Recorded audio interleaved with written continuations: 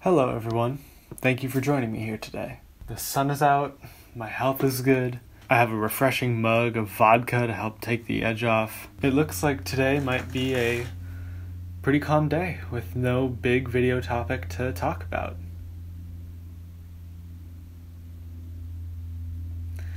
Okay, fine, we'll talk about TikTok. But real quick, before we actually begin, let's talk about the history of the app, because that's going to be important later.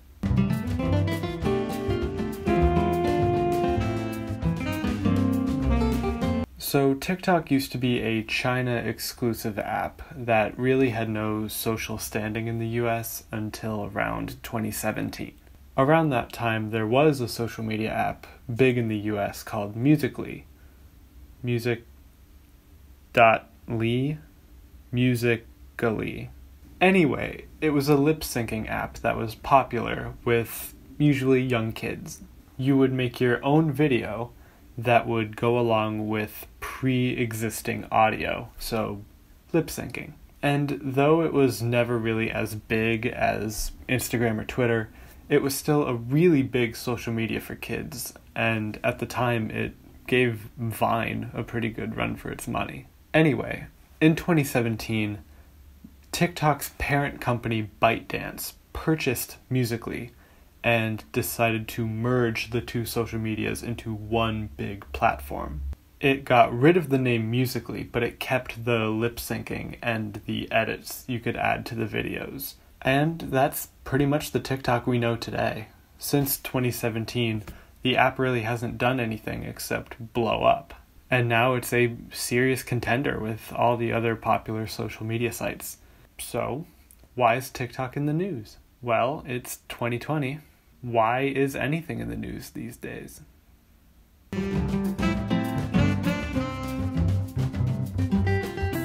As of right now, in August of 2020, Donald Trump is still the current president. And a while ago, he announced that he was going to start holding some rallies for his re-election, despite there being a pandemic, but whatever. And I actually remember this. While I was browsing TikTok around that time, I saw a post where a kid had purchased a ticket to go to one of his rallies, but the caption of the video was like, "Oh, enjoy the empty seat, Donald," implying that he had reserved a ticket, but he was not actually going to go. And when I saw that, I was like, oh, haha, that's pretty funny. Reserving a ticket, then not going to kind of like give him a middle finger of an empty seat. Like, it's a good prank. A few days later, I saw on Twitter that this had caught on, and a lot of people were reserving tickets for multiple rallies, and then just not going. It had turned from this little harmless prank into like a movement, like against Trump. It's a modern way of protesting that I think is fair. You know, I don't think they were doing anything illegal or anything. Again, it was pretty funny. And again, it was relatively harmless. Well, Trump didn't like that. After these empty rally movements kept happening, Trump started publicly bashing TikTok because that's where this idea started. Trump's main problem with TikTok, though, was that it was owned by China.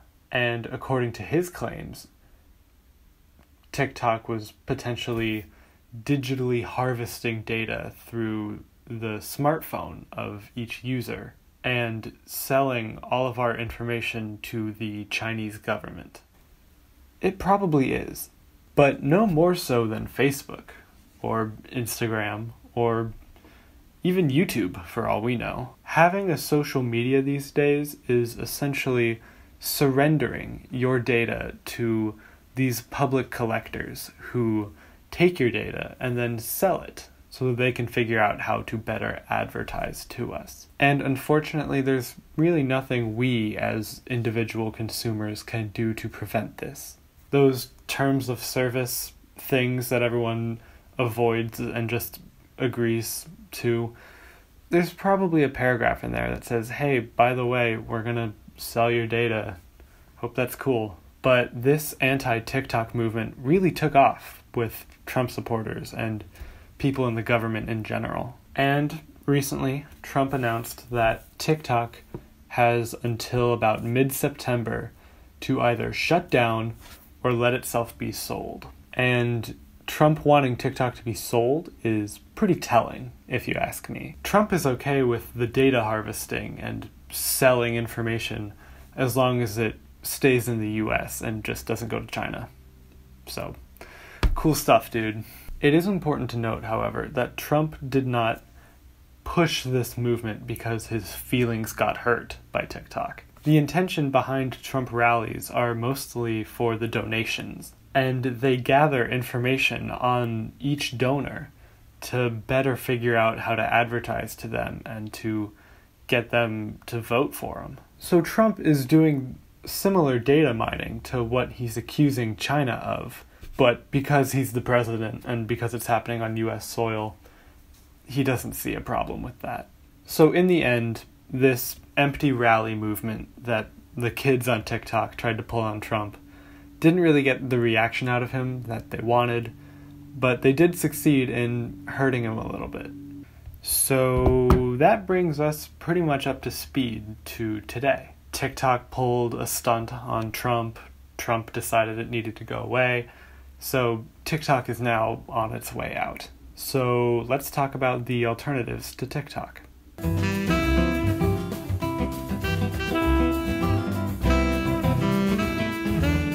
A few months ago, the app Byte was released, and it was supposed to be hailed as a spiritual successor to Vine, which was really popular around 2016, 2017. The same people who did Vine went on to create Byte, so people thought that Byte was going to be Vine too, but when they downloaded it, they saw that it was just the exact same format as TikTok. I downloaded Byte myself, and even though I liked the style of it, it was pretty clear that it was just a discount TikTok, so I can understand why people didn't flock to it the way the Byte people might have wanted. And now that TikTok, Byte's competitor, is going out, the people at Byte must be feeling pretty confident that this is their time to shine.